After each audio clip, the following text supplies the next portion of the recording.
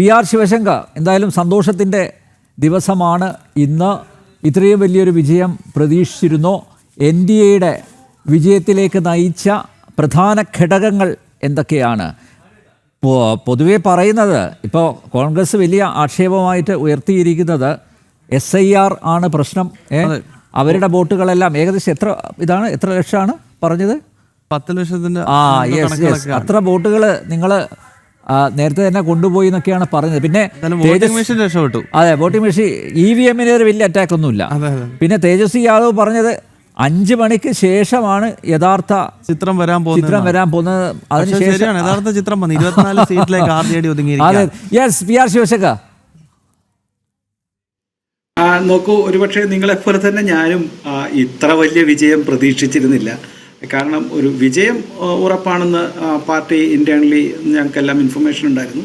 പക്ഷേ ഒരു 200 കടക്കും എന്നുള്ളതൊന്നും എക്സിറ്റ് പോളുകൾ ഒരു ലാൻഡ് സ്ലൈഡ് വിക്ടറി പ്രവചിച്ചപ്പോൾ പോലും ഒരല്പം സംശയാലുവായിട്ടിരുന്ന ആളാണ് ഞാൻ. ഇത് ആരെയും അമ്പരപ്പിക്കുന്ന ഒരു വിജയമാണ്. കാരണം നമുക്കറിയാം, അമിത്ഷാ തിരഞ്ഞെടുപ്പിൻ്റെ അവസാന കാലഘട്ടത്തിൽ ഒരു നാഷണൽ ചാനലിന് നൽകിയത് വി വിൽ ഡെഫിനറ്റ്ലി ക്രോസ് 160 എന്നാണ് അദ്ദേഹം പറഞ്ഞത്. അപ്പോൾ it's definitely 160, so they go to around 180 എന്നുള്ള ഒരു ടാർഗറ്റാണ് ഞാനും മനസ്സിൽ വെച്ചിരുന്നത്. ഇത് അതെല്ലാം കടന്ന് 202 എന്നുള്ളത് ഞാൻ അവിടുത്തെ പ്രവർത്തകരെയും അവിടുത്തെ നേതാക്കളെയും ആ ക്യാമ്പയിൻ നയിച്ച നരേന്ദ്രമോദിയും അമിത്ഷയും അടക്കമുള്ള BJP നേതാക്കൾക്കും ആണ് ഇതിൻ്റെ മുഴുവൻ ക്രെഡിറ്റ്. ഒരു സംശയവുമില്ല. കാരണം അത് നമ്മളെല്ലാം വിചാരിക്കുന്നത് പോലെ, അല്ലെങ്കിൽ മറ്റ് കേരളത്തിലെ പത്രപ്രവർത്തകരും അല്ലെങ്കിൽ രാഷ്ട്രീയ നേതാക്കളും വിചാരിക്കുന്നത് പോലെ ഇത് ഒരു ദിവസം കൊണ്ട് നേടിയ ഒരു വിജയമല്ല. ഇതൊരു ഹാർഡ് വർക്കിൻ്റെ വിജയമാണ്. ഒരു വളരെ നാളത്തെ സുദീർഘമായ പ്ലാനിങ്ങും ഹാർഡ് വർക്കുമുണ്ട് എന്ന കാര്യത്തിൽ യാതൊരു സംശയവുമില്ല. അപ്പോൾ നോക്കൂ, ഈ ലാസ്റ്റ് ഇലക്ഷൻ ക്യാമ്പയിനിൽ തന്നെ അമിത്ഷാജി മാത്രം ഏതാണ്ട് 43ഓളം റാലി നടന്നിരിക്കുന്നു. അതുപോലെ തന്നെ നരേന്ദ്രമോദി ഇത്തരത്തിലുള്ള റാലികൾ നടത്തിയിട്ടുണ്ട്.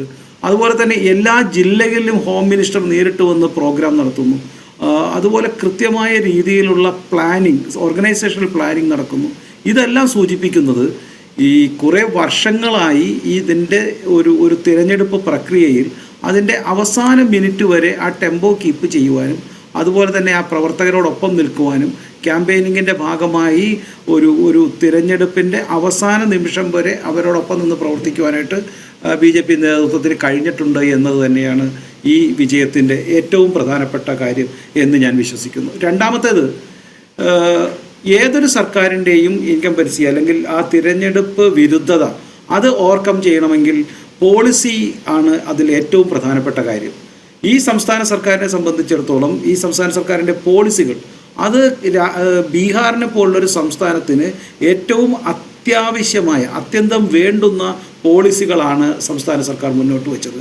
അവിടെ ഏറ്റവും പ്രധാനമായിട്ടുള്ളത് ഒരു ജംഗിൾ രാജ് എന്ന ഒരു പരാമർശം. അത് വർഷങ്ങളായി നമ്മൾ കേട്ടുകൊണ്ടിരുന്നതാണ്. അതൊരു വെറും ഒരു തിരഞ്ഞെടുപ്പ് റാലിയിലെ ഒരു നരേന്ദ്രമോദി നിരന്തരം ഉയർത്തിയിരുന്ന ഒരു നരേറ്റീവ് മാത്രമായിരുന്നില്ല. അവിടെ 1985 ബീഹാറിലെ തിരഞ്ഞെടുപ്പിൽ മാത്രം 63 മരണം നടന്നിരുന്നു അത്രേ. റീപോളിംഗ് ഏതാണ്ട് 156 പോളിംഗ് സ്റ്റേഷനിൽ ബൂത്തുകളിൽ റീപോളിംഗ് നടന്നിരുന്നു. 1990 87 മരണം നടന്നിരുന്നു. ഏതാണ്ട് 200ഓളം പോളിംഗ് സ്റ്റേഷനിൽ റീപോളിംഗ് നടന്നിരുന്നു. 95 4 പ്രാവശ്യമാണ് അന്നത്തെ ശേഷൻ 4 പ്രാവശ്യമാണ് ആ തിരഞ്ഞെടുപ്പ് മാറ്റിവെച്ചത്. പല കാരണങ്ങൾ കൊണ്ടും, ഈ ഭീഷണി കൊണ്ടും, അതുപോലെ തന്നെ വോട്ട് ക്യാപ്ചർ, ബൂത്ത് തന്നെ പിടിച്ചെടുത്തുകൊണ്ട് പോവുക, ഇത്തരം കാര്യങ്ങൾ. പക്ഷേ നമ്മൾ ഇന്ന് 2025 ഈ തിരഞ്ഞെടുപ്പ് നടക്കുമ്പോൾ ഒരൊറ്റ ബൂത്തിൽ പോലും റീപോളിങ്ങിന് വേണ്ടിയിട്ട് പ്രതിപക്ഷം പോലും, ഈ പറയുന്ന വോട്ട് ചോരിയൊക്കെ അവകാശപ്പെടുന്ന കോൺഗ്രസ് പോലും ഒരൊറ്റ പോളിംഗ് സ്റ്റേഷനിൽ പോലും വോട്ട് റീപോളിംഗ് വേണ്ടി വന്നിട്ടില്ല എന്നുള്ളത് ഈ തിരഞ്ഞെടുപ്പിൻ്റെയും അവിടെ അക്രമങ്ങൾ നടക്കുന്നില്ല, അവിടെ മനുഷ്യത്വപരമായി ഒരു ഭരണം നടക്കുന്നു, അല്ലെങ്കിൽ അക്രമകാരികളെ കർശനമായി നേരിടുന്ന ഒരു ഗവൺമെൻറ് ഉണ്ടായി എന്നുള്ളതിൻ്റെ ഏറ്റവും പ്രധാനപ്പെട്ട തെളിവായിട്ട് ഞാൻ കാണുന്നു. അതുകൊണ്ട് ഞാൻ പറയുന്നത്, ഒരു ഗവൺമെൻറ് ഉണ്ട് അവിടെ, കൃത്യമായി ജനങ്ങൾക്ക് ഒരു ഭരണത്തിൽ വിശ്വാസ്യതയുള്ള, അവിടുത്തെ ഒരു ജംഗിൾ രാജിനെ തടഞ്ഞു നിർത്തുന്ന, പോലീസിൻ്റെ നിയന്ത്രണമുള്ള, കൃത്യമായി ഭരണ സംവിധാനം നടത്തുന്ന ഒരു സർക്കാർ, അവിടെയുണ്ട് എന്ന് സ്ത്രീകൾക്കും പ്രത്യേകിച്ച് യുവാക്കൾക്കും മനസ്സിലായിരിക്കുന്നു. അതിൻ്റെ ഒരു നേട്ടമാണ്. 3, അവിടുത്തെ വികസനം, അതൊരു പ്രധാനപ്പെട്ട കാര്യമാണ്. നോക്കൂ, ഏതാണ്ട് 9,000 ചില്ലാൻ കിലോമീറ്റർ റോഡുകൾ വന്നിട്ടുണ്ട്. അവിടെ പവർ കട്ട് എന്നത് വളരെയേറെ കുറഞ്ഞിരിക്കുന്നു. അവിടെ കൃഷിക്ക് വേണ്ടുന്ന വികസനങ്ങൾ ധാരാളം നടക്കുന്നു, ഇൻഡസ്ട്രിയൽ ഗ്രോത്ത് നടക്കുന്നു, ജോബ് ധാരാളം കിട്ടുന്നു. ഇതെല്ലാം അവിടുത്തെ യുവാക്കളെയും പ്രത്യേകിച്ച് സ്ത്രീകളെയും ഗുണകരമായി ബാധിച്ചിട്ടുണ്ട്. പ്രത്യേകിച്ച് തിരഞ്ഞെടുപ്പിൻ്റെ അവസാന കാലഘട്ടങ്ങളിലെല്ലാം തിരഞ്ഞെടുപ്പ് പ്രകടന പത്രികയിൽ നടക്കുന്ന കാര്യങ്ങൾ മാത്രം പറയുന്ന ഒരു പാർട്ടി എന്ന വിശേഷണവും അത് നടപ്പിലാക്കുന്ന പാർട്ടി എന്നുള്ള ജനങ്ങൾക്കുള്ള വിശ്വാസവും ഒരുപക്ഷെ ഈ നിതീഷ് കുമാർ സർക്കാരിന് അല്ലെങ്കിൽ NDA സർക്കാരിന് വലിയ നേട്ടങ്ങൾ ഉണ്ടാക്കിയിട്ടുണ്ട് എന്ന കാര്യത്തിൽ തർക്കമില്ല. ഞാൻ ഒരൊറ്റ കാര്യവും കൂടി പറയാൻ ആഗ്രഹിക്കുന്നു. ഈ തെരഞ്ഞെടുപ്പ് പ്രകടന പത്രിക BJPയുടേതല്ല, അല്ലെങ്കിൽ കോൺഗ്രസിന്റെ പ്രകടന പത്രിക വായിച്ചിട്ടുള്ള ആരെങ്കിലും ഉണ്ടെങ്കിൽ, BJPയുടെ വായിച്ചവരല്ല, കോൺഗ്രസിൻ്റെയോ ഈ പറയുന്ന മഹാഗഠബന്ധന്റെ പത്രിക വായിച്ചിട്ടുണ്ടെങ്കിൽ ഒരിക്കലും നടക്കാൻ സാധിക്കാത്ത തിരഞ്ഞെടുപ്പിൽ വോട്ടുകൾ കൊള്ളയടിക്കുവാൻ, നുണപ്രചരണം നടത്തി കൊള്ളയടിക്കുവാനുള്ള ഒരു വീരവാദം മാത്രമാണ്, അല്ലെങ്കിൽ തെറ്റായ ഒരു കാര്യങ്ങൾ മാത്രമാണ് ഈ ഗഠബന്ധൻ പറഞ്ഞത്. ഞാൻ ഒരൊറ്റ കാര്യം മാത്രമേ, ദീർഘമായ സമയമുണ്ടെങ്കിൽ നമുക്ക് മറ്റേ സംസാരിക്കാം.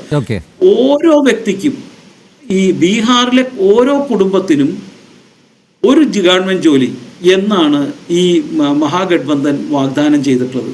എങ്ങനെ സംഭവിക്കും? ഏതാണ്ട് 16 ലക്ഷം വീടുകൾ അഡീഷണൽ ആയിട്ടുണ്ട്. ഇപ്പോൾ ഈ 16 ലക്ഷം വീടുകളിൽ ഒരു എത്ര വീട്ടിൽ ഇവർക്ക് ജോലി കൊടുക്കാൻ സാധിക്കും? ഇപ്പം തന്നെയുള്ളത് ഏതാണ്ട് ഒരു 5 ലക്ഷം ജോലി ആൾക്കാരാണ് മാത്രമാണ് സർക്കാർ ജോലിക്കുള്ളത്. അപ്പോൾ 16 ലക്ഷം ജോലി ഇവർ 20 ദിവസം കൊണ്ട് 20 ദിവസം കൊണ്ട് ഞങ്ങൾ ഓരോ വീടുകൾക്കും, വീട്ടിലുള്ളവർക്കിലെ ഒരു വീട്ടിലെ ഒരാൾക്ക് സർക്കാർ ജോലി നൽകും എന്ന വാഗ്ദാനമൊക്കെ പൊള്ളയാതെ വാഗ്ദാനമാണ് എന്ന് ആർക്കും മനസ്സിലാവുന്ന കാര്യമാണ്. അതുകൊണ്ട് ഞങ്ങൾക്ക് തിരഞ്ഞെടുപ്പിൽ കൊള്ളയടിക്കുവാനുള്ള അവകാശം കിട്ടുവാൻ പൊള്ളയായ വാഗ്ദാനം നൽകുക മാത്രമാണ് ഈ മഹാഗഠബന്ധൻ നൽകിയത്. അത്തരം വാഗ്ദാനങ്ങളോട് മുഖം തിരിച്ചുകൊണ്ട് തങ്ങൾക്ക് മുന്നേ നൽകിയ വാഗ്ദാനങ്ങൾ നടപ്പിലാക്കിയ ഒരു സർക്കാർ, ഒരു മുഖ്യമന്ത്രി, അതുപോലെ തന്നെ അതിനെല്ലാം നേതൃത്വം നൽകുന്ന പ്രധാനമന്ത്രി, അത്തരം ഒരു തെരഞ്ഞെടുപ്പ് സഖ്യത്തെയാണ് ബീഹാറിലെ ജനങ്ങൾ വിശ്വസിച്ചത്. ഇത്തരം കൊള്ളക്കാരുടെ പൊള്ളയായ വാഗ്ദാനങ്ങളെയല്ല, അല്ലെങ്കിൽ അവരുടെ തിരഞ്ഞെടുപ്പ് മധുര വാഗ്ദാനങ്ങളെയല്ല ആ ബീഹാറിലെ ബുദ്ധിമാന്മാരായ ജനങ്ങൾ വിശ്വസിച്ചത് എന്നതിൻ്റെ തെളിവ് കൂടിയാണ് ഈ BJPക്ക് കിട്ടിയ ഈ മഹത്തായ വിജയം, ഈ ഏറ്റവും ചരിത്രപരമായ വിജയം എന്ന് ഞാൻ വിശ്വസിക്കുന്നു.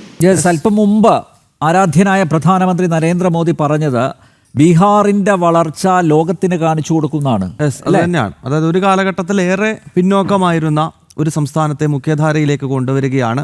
അതിന്റെ നിക്ഷേപകരെ ഇതിലെ എന്നുകൂടെ പറഞ്ഞു വെച്ചിരിക്കുകയാണ്. അതാണ്, ആർക്ക് വേണമെങ്കിലും ബീഹാറിലേക്ക് വരാം, ഇവിടെ നിക്ഷേപിക്കാം. വലിയ വലിയ വാഗ്ദാനങ്ങളാണ് മുന്നോട്ട് വെക്കുന്നത്. നമ്മുടെ ജലീൽ പുനലൂരും അതുപോലെ തെങ്ങുംപള്ളിയും ഉണ്ട്.